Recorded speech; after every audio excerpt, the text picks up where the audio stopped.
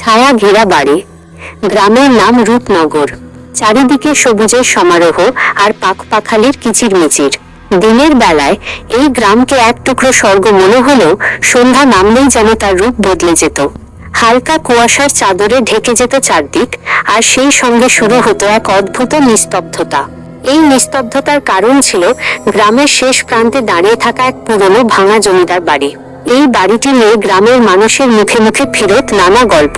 কেউ বলে তো গভীর রাতে সেখানে নুপুরের শব্দ শোনা যায়, আবার কেউ বলে তো ছায়া মূর্তির আনাগোনা দেখা যায়। গ্রামের সাহসী যুবক রাতুল এইসব গল্প মোটেই বিশ্বাস করত না। তার কাছে এগুলো ছিল নিছকই লোককথা। তার 3 বন্ধু সুজয়, পলাশ আর রনিও তার সঙ্গে একমত ছিল। এক শীতের রাতে তারা 4 জন গোল হয়ে আগুন পোহাতে পোহাতে ভূতের গল্প করছিল। একসময় রাতুল হঠাৎ বলে উঠল, আমি কাল রাতে ওই জমিদার বাড়িতে যাব, দেখব ওখানে সত্যিই কোনো ভূত আছে কিনা। বন্ধুরা প্রথমে তাকে বারণ করলো, কিন্তু রাতুলের জেদের কাছে তারা হার মানল। অবশেষে ঠিক হলো, পরদিন পূর্ণিমার রাতে রাতুল একা ওই বাড়িতে যাবে এবং তার সাহসের প্রমাণ হিসেবে বাড়ি থেকে একটি পুরনো ভাঙা ঘড়ি নিয়ে আসবে। পরদিন রাতে আকাশে গোল চাঁদ যেন তার সমস্ত আলো ঢেলে দিয়েছে, কিন্তু জমিদার বাড়ির চারপাশে কেমন যেন একটা কালো ছায়া। বন্ধুরা বাইরে দাঁড়িয়ে অপেক্ষা করছে, তাদের মনে ভয় আর উত্তেজনা। রাতুল একা লণ্ঠন হাতে বাড়ির ভেতরে ঢুকলো। বাড়ির সদর দরজাটা অনেক আগেই ভেঙে পড়েছিল। ভেতরের বাতাসটা ঠান্ডা আর স্যাঁতসেঁতে।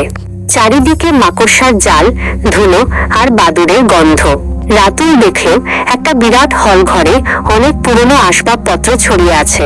মাঝখানে একটা বিরাট কাঠের টেবিল, তার উপর ধুলোর আস্তরণ। দেওয়ালে ঝুলে থাকা বিরাট ঘড়িটা দেখেই বোঝা যায় এটি অনেক পুরনো। ঘড়িটার কাঁটা দুটো একটার উপর আটকে আছে।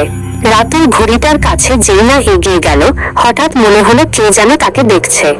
সে পিছন ফিরে তাকাল, কেউ নেই। হঠাৎ একটা ঠান্ডা বাতাস তাকে ছুঁয়ে গেল। তার বুকের ভেতরটা ধুকপুক করে উঠল। দেওয়ালে ঝুলে থাকা ঘড়িটার দিকে তাকিয়ে সে স্তম্ভিত হয়ে গেল। ঘড়িটা বন্ধ ছিল, কিন্তু এখন তার কাঁটাটা ধীরে ধীরে টিক টিক করে চলতে শুরু করেছে। ঘড়ির কাঁটার তালে তালে রাতুলের মনে হলো যেন কেউ ফিসফিস করে বলছে, আমার জিনিস নিতে এসেছিস। সাহস তো কম নয়। রাতুলের হাত পা ঠান্ডা হয়ে গেল। সে দ্রুত ঘড়িটা খুলে নিয়ে দৌড় দিল। বাইরে এসে রাতুল যখন বন্ধুদের সামনে ঘড়িটা রাখল, তখন ঘড়িটা আবার বন্ধ হয়ে গেল। রাতুল সবকিছু তাদের বলল। বন্ধুরা ভয়ে জড়সড় হয়ে গেল। সুজয় বলল, চল এটা এক্ষুনি ফিরিয়ে দিয়ে আসি, কিন্তু রাতুল রাজি হলো না। সে বলল, ভয় পেও না, এটা কেবল পুরনো একটা ঘড়ি। কাল সকালে আমরা এটা সারাই করার জন্য ঘড়িওয়ালার কাছে যাব। পরদিন সকালে তারা ঘড়িটা নিয়ে এক পুরনো ঘড়িওয়ালার কাছে গেল। ঘড়িওয়ালা অনেক চেষ্টা করেও ঘড়িটা চালু করতে পারল না। সে ঘড়িটা ভালো করে পরীক্ষা করে বলল, এই ঘড়ি অনেক পুরনো, এটা সাধারণ কোনো ঘড়ি নয়, এতে অদ্ভুত কিছু একটা আছে, এটা আর চলবে না। তারা ঘড়িটা তাদের কাছেই রেখে দিল। কিন্তু সেই রাতে একটা অদ্ভুত ঘটনা ঘটল। রাতুলের শোবার ঘরে হঠাৎ করে সেই ঘড়ির কাঁটাটা আবার টিক টিক করে চলতে শুরু করলো।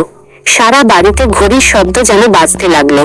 শব্দের তালে তালে মনে হলো কেউ যেন ফিসফিস করে কথা বলছে, আমার জিনিস ফেরত দাও, ফেরত দাও, না হলে তো শান্তি থাকবে না।